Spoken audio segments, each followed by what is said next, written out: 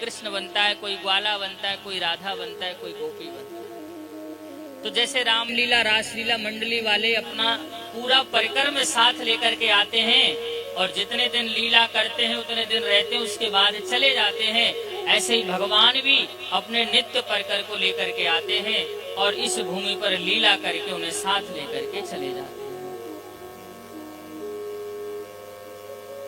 भगवान जब जब भी इस धराधाम पर आते हैं लीला करने के लिए, तो जो उनका बैकुंठ का परिकर है, जो उनके गोलोक धाम का परिकर है, सबको साथ लेकर के आते हैं।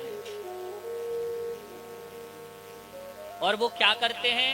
बोले अपने द्वारपालों को ही सनकादिक ऋषियों के द्वारा श्राप दिलवा देते हैं, राक्षस बना करके भेज देते हैं, जाओ आतंक फैलाओ और हम आते हैं।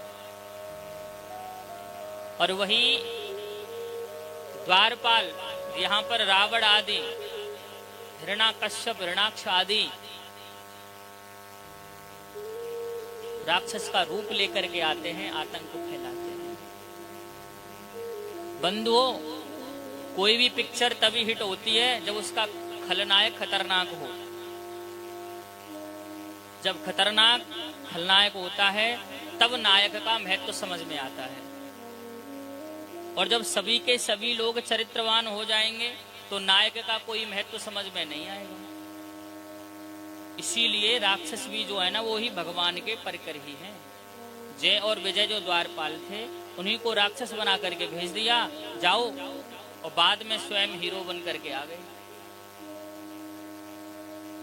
सब जगह भगवान की कीर्ति गाई जा रही है।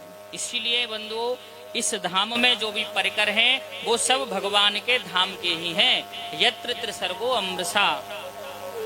और क्या करते हैं वो? धामना स्वेन सदा निरस्त कुहकम।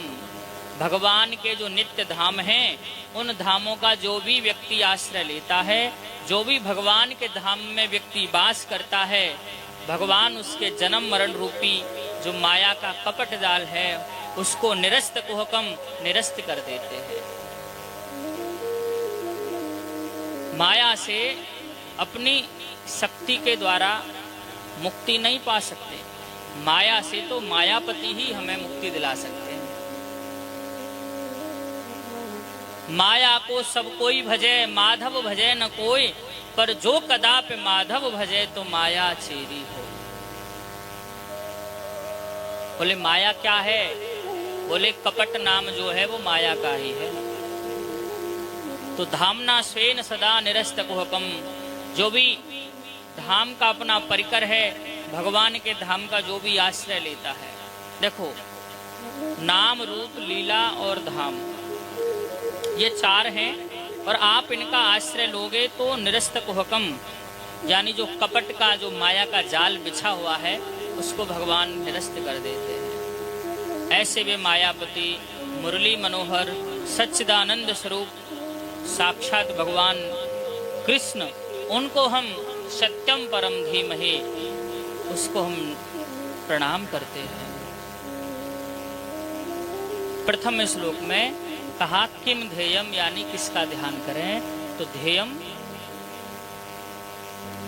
सत्यम परम धीमहि, सत्य को ध्याओ। बोले सत्य कौन है?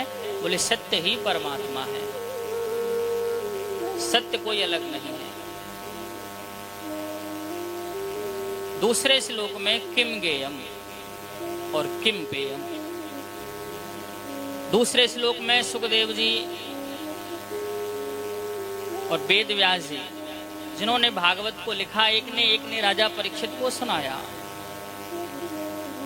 धर्म प्रोज्झित के तबोवत्र परमो निर्मत्सराणाम सता, वैद्यम वास्तवमत्र वस्तु शिवदम तापत्रयो न मूलनम। बोले भागवत जी करती क्या हैं? बोले भागवत मन को साफ करती है। आपका हृदय जो है वो खेत की तरह है, और आपको उस हृदय रूपी जो खेत है उसको स्वच्छ करके भागवत धर्म रूपी बीज बो देती है। अब उस धर्म रूपी बीज जो तुम्हारे हृदय रूपी खेत में बो दिया गया है, उसको वृक्ष आपको बनाना है। लेकिन वो वृक्ष बनेगा कैसे? बोले इसमें सत्संग का जल डाल डाल करके इसको बड़ा करना है। भागवत कथा श्रवण करने के लिए, भागवत को ग्रहण करने के लिए एक अच्छा पात्र बनना है। बोले पात्र कैसा? कि निर्मत्सराणाम सता, यानी हमारे अंदर जो मत्सर है उसको बाहर निकालना है। दो प्रकार के मच्छर होते हैं, एक तो बाहर का मच्छर होता है और एक अंदर का मच्छर होता है। बाहर वाले मच्छर को तो हम ऑल आउट लगा करके, मॉर्टिन लगा करके भगा देते हैं, धुआं करके भगा देते हैं, लेकिन अंदर का जो मच्छर है वो तो भागवत ही निकाल सकते। निर्मत्सराणाम सता। बोले भागवत कौन सुन सकता है? बोले जिसका हृदय साफ है। गाय का दूध है, आप गाय के दूध को किसी भी पात्र में रख सकते हैं, लेकिन शेरनी के दूध को आपको सोने के पात्र में ही रखना पड़ेगा। शेरनी के दूध को रखने के लिए हमें सोने का पात्र जरूरी है। ऐसे ही भागवत की कथा को सुनने के लिए हमें पात्र बनना जरूरी है। बोले कैसे? निर्मत्सराणाम सता। भागवत की कथा सुनने का अधिकारी हर कोई व्यक्ति नहीं हो सकता। जो व्यक्ति निर्मत्सर है, जिसने अपने अंदर का मच्छर बाहर निकाल दिया, जो निर्मत हो गया है, वही भागवत की कथा सुनने का अधिकारी है। और भागवत की कथा क्या करती है? बोले तापत्रयोन मूलनम, तीनों प्रकार के तापों को नष्ट कर देती है। बोले और क्या करती है? बोले शिवदम, शिवदम बोले तो कल्याण करने वाली है।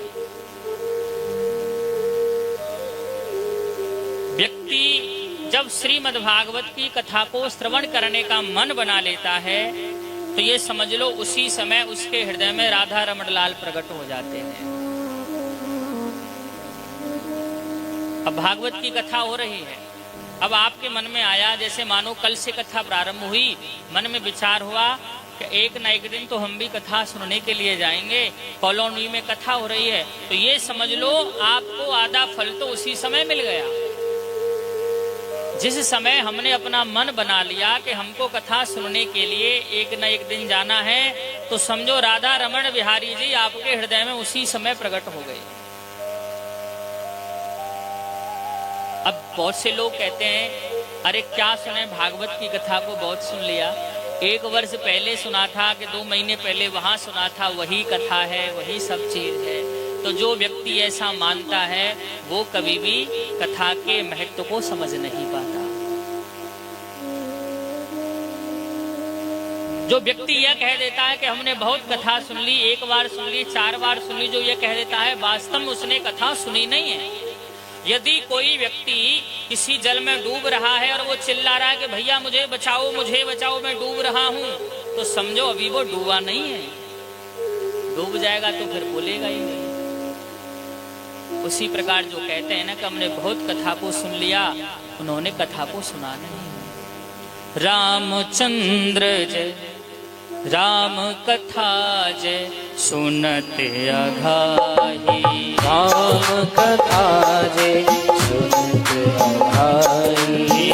रामचरित्र जय, सुनते अघाई।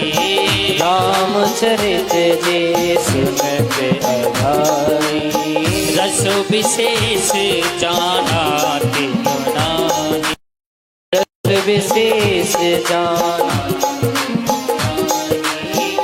जिन हरि कथा सुनी नहीं काना। जिन हरि कथा सुनी नहीं काना।